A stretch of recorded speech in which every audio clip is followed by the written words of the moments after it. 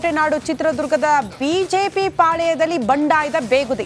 ಹೇಗೆ ಶಮನ ಮಾಡ್ತಾರೆ ಬಿಜೆಪಿ ನಾಯಕರು ಅನ್ನೋದೇ ಪ್ರಶ್ನೆ ಆಗ್ತಾ ಇದೆ. ಕಾರಣ ಗೋವಿಂದ ಕಾರಜೋಳ ಅವರಿಗೆ ಟಿಕೆಟ್ ಹಂಚಿಕೆ ಆಗಿರುವ ಬೆನ್ನಿಗೆ ದೊಡ್ಡ ಮಟ್ಟದ ಅಸಮಾಧಾನ. ಗೋ ಬ್ಯಾಕ್ ಗೋವಿಂದ ಕಾರಜೋಳ ಅನ್ನುವಂಥ ಅಭಿಯಾನ ಕೂಡ ಪ್ರಾರಂಭ ಆಯಿತು. ನಿನ್ನೆ ಅವರು ಪ್ರಚಾರ ಕಾರ್ಯಗಳಲ್ಲಿ ಭಾಗಿಯಾಗ್ತಾ ಇದ್ದಂಥ ಸಂದರ್ಭದಲ್ಲಿ ಯಾವ ರೀತಿ ಅಡ್ಡಿಪಡಿಸಿದ್ರು ಇದೆಲ್ಲವನ್ನ ಕೂಡ ನಾವು ಗಮನಿಸಿದ್ವಿ. ಶಾಸಕ ಚಂದ್ರಪ್ಪ ಅಸಮಾಧಾನವನ್ನ ಸರಿ ಮಾಡುತ್ತಾ ಬಿಜೆಪಿ ಹೈಕಮಾಂಡ್ ಚಂದ್ರಪ್ಪ ಪುತ್ರ ರಘುಚಂದನ್ ಮನವೊಲಿಕೆಗೆ ನಿರಂತರವಾಗಿ ಕಸರತ್ತಾಗ್ತಾ ಇದೆ. ಬಟ್ ಇಲ್ಲಿ ತನಕ ಅದು ಸಫಲವಾಗಿಲ್ಲ. ಸಂಘ ಪರಿವಾರದ ನಾಯಕರಿಂದ ಮನವೊಲಿಕೆಯ ಪ್ಲಾನ್ ಆಗ್ತಾ ಇದೆಯಂತೆ. ಪರೋಕ್ಷವಾಗಿ ಸಮಾಧಾನ ಪಡಿಸೋದಕ್ಕೆ ಬಿಎಸ್ವೈ ಮತ್ತು ಬಿವೈ ವಿಜೇಂದ್ರ ಪ್ರಯತ್ನ ಪಟ್ಟಿದ್ದಾರೆ. ಬಟ್ ಸಾಧ್ಯ ಆಗ್ತಾ ಇಲ್ಲ. ಈಗ ರವಿಕುಮಾರ್ ಮೂಲಕ ಚಂದ್ರಪ್ಪ ಅವರನ್ನ ಸಂಪರ್ಕಿಸೋದಕ್ಕೆ ಬಿಎಸ್ ಯಡಿಯೂರಪ್ಪನವರು ಮುಂದಾಗಿದ್ದಾರೆ ಅನ್ನೋದರ ಡೀಟೇಲ್ ಸದ್ಯ ಸಿಗ್ತಾ ಇದೆ. ನಾನು ಪಕ್ಷದಿಂದ ಒಂದು ಕಾಲು ಹೊರಗೆ ಇಟ್ಟಿದ್ದೀನಿ ಅಂತ ಚಂದ್ರಪ್ಪ ಅವರು ಬಹಳ ಸ್ಪಷ್ಟವಾಗಿ ಹೇಳ್ಬಿಟ್ಟಿದ್ದಾರಂತೆ. ಅಭ್ಯರ್ಥಿ ಬದಲಾಯಿಸಿ ಇಲ್ಲ ನನ್ನ ಮಗನ ಸ್ಪರ್ಧೆ ಫಿಕ್ಸ್ ಅಂತ ಚಂದ್ರಪ್ಪ ಅವರು ಕೂಡ ಹೇಳಿದ್ದಾರೆ. ಈ ನಿನ್ನೆ ನಡೆದಿರೋ ಗಲಾಟೆ ಇದು ನಿನ್ನೆ ರಾತ್ರಿ ಇವತ್ತಿನ ಬೆಳಗಿನ ಜಾವ ಕೂಡ ಆಲ್ರೆಡಿ ಅಲ್ಲಿ ಸಿರಿಗೆರೆ ಮಠಕ್ಕೆ ಭೇಟಿ ನೀಡಬೇಕು ಅಂತ ಹೇಳಿ ಗೋವಿಂದ ಕಾರಜೋಳ ಅವರು ನಿರ್ಧಾರ ಮಾಡಿದ್ದಾರೆ. ಇವತ್ತು ಅಲ್ಲೂ ಕೂಡ ಪ್ರತಿಭಟನೆ ಮಾಡಲಿಕ್ಕೆ ಸಿದ್ಧತೆ ಮಾಡ್ಕೊಳ್ತಿದ್ದಾರೆ.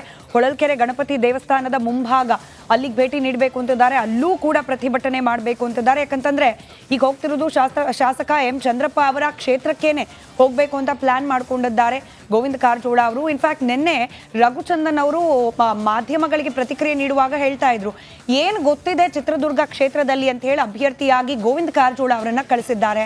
ಇಲ್ಲಿನ ಮತದಾರರು ಗೊತ್ತಾ, ಮತಕ್ಷೇತ್ರ ಗೊತ್ತಾ, ಎಷ್ಟು ವಾರ್ಡ್ ಇದೆ ಗೊತ್ತಾ, ಯಾವುದು ಬಿಜೆಪಿ ವಾರ್ಡ್ ಅನ್ನೋದು ಗೊತ್ತಾ, ಬಿಡಿ ಮತದಾರರನ್ನು ಬಿಟ್ಬಿಡಿ, ಅಟ್ಲೀಸ್ಟ್ ಚಿತ್ರದುರ್ಗ ಜಿಲ್ಲಾ ವ್ಯಾಪ್ತಿಯಲ್ಲಿ ಬಿಜೆಪಿಯ ನಾಯಕರು ಯಾರ್ಯಾರಿದ್ದಾರೆ ಗೊತ್ತಾ, ರಿಪಬ್ಲಿಕನ್ ಜೊತೆ ರಘುಚಂದನ್ ಅವರು ಮಾತಾಡ್ತಾ ಇದ್ರು. ಬೆಳಗ್ಗೆ ಸಂಪರ್ಕ ಸಿಕ್ಕಿದ್ರು ನಮ್ಗೆ. ಅವ್ರು ಹೇಳಿದ್ ಒಂದೇ ಮಾತು, ಬರೀ ಜಾತಿ ಆಧಾರದಲ್ಲಿ ಟಿಕೆಟ್ ಹಂಚಿಕೆ ಮಾಡ್ತೀರಿ ಅಂತ ಆದ್ರೆ ಸಾಮಾನ್ಯ ಕಾರ್ಯಕರ್ತರಿಗೆ ಬೆಲೆ ಏನಿದೆ? ಪಕ್ಷ ಸಂಘಟನೆಯಿಂದ ನಾವು ಕೆಲಸ ಮಾಡಿದ್ದೀವಿ, ತಳಮಟ್ಟದಿಂದ ಕೆಲಸ ಮಾಡ್ಕೊಂಡು ಬಂದಿರ್ತೀವಿ.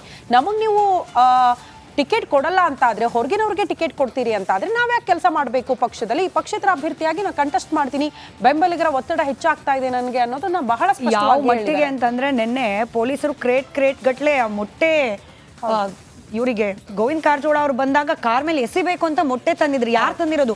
ಬಿಜೆಪಿಯದೇ ಕಾರ್ಯಕರ್ತರು, ಕಾಂಗ್ರೆಸ್ನವರಲ್ಲ, ಬೇರೆ ಪಕ್ಷದವರಲ್ಲ, ಬಿಜೆಪಿ ಪಕ್ಷದೇ ಕಾರ್ಯಕರ್ತರು ಮೊಟ್ಟೆ ತಂದಿದ್ರಂತೆ. ಅದನ್ನೆಲ್ಲ ವಶಕ್ಕೆ ಪಡೆದು ಪೊಲೀಸರು ಅಲ್ಲಿಂದ ಸಾಗಿಸಿದ್ದಾರೆ. ಅಂದ್ರೆ ಯಾವ ಮಟ್ಟಿಗೆ ಬಂಡಾಯ ಇದೆ ಇದು? ಪಕ್ಷದ ಆಂತರಿಕ ವಿಚಾರ. ನೋ ಡೌಟ್ ಯಾರನ್ನ ಅಭ್ಯರ್ಥಿಯಾಗಿ ನಿಲ್ಲಿಸಬೇಕು, ಅವ್ರು ನಿಲ್ಲಿಸಿದ್ರೆ ಪ್ಲಸ್ ಏನು ಮೈನಸ್ ಏನು, ಪಕ್ಷ ಒಂದು ಸರ್ವೆ ನಡೆಸಿರುತ್ತೆ, ಅಭಿಪ್ರಾಯ ಸಂಗ್ರಹಿಸಿರುತ್ತೆ, ಅದಾದ ನಂತರದಲ್ಲೇನೆ ಟಿಕೆಟ್ ಕೊಟ್ಟಿರುತ್ತೆ. ಬಟ್ ಈ ಮಟ್ಟಿನ ಬಂಡಾಯ ಬಹಳ ದಿನ ಏನು ಉಳಿದಿಲ್ಲ ಶ್ರುತಿ, ಚುನಾವಣೆಗೆ 1 ತಿಂಗಳಿಗಿಂತ ಕಡಿಮೆ ಸಮಯ ಉಳಿದಿರೋದು.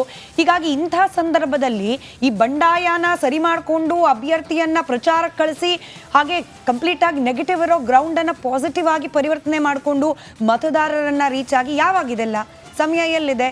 ಹೀಗಾಗಿ ಚಿತ್ರದುರ್ಗದಲ್ಲಂತೂ ಸದ್ಯಕ್ಕೆ ದೊಡ್ಡ ಬಂಡಾಯವೇ ಕಾಣೋಕೆ ಸಿಗ್ತಾ ಇದೆ. ಬಿಜೆಪಿ ಪಾಳ್ಯಕ್ಕೆ ಯಾವ ರೀತಿ ಸರಿಪಡಿಸ್ಕೊಳ್ಳುತ್ತೆ ಇದನ್ನ ಹೈಕಮಾಂಡ್, ಹೇಗೆ ಮನವೊಲಿಸ್ತಾರೆ ರಘುಚಂದನ್ ಹಾಗೆ ಅವರ ತಂದೆ ಚಂದ್ರಪ್ಪ ಅವರದ್ದು ಕಾದ್ ನೋಡೋಣ.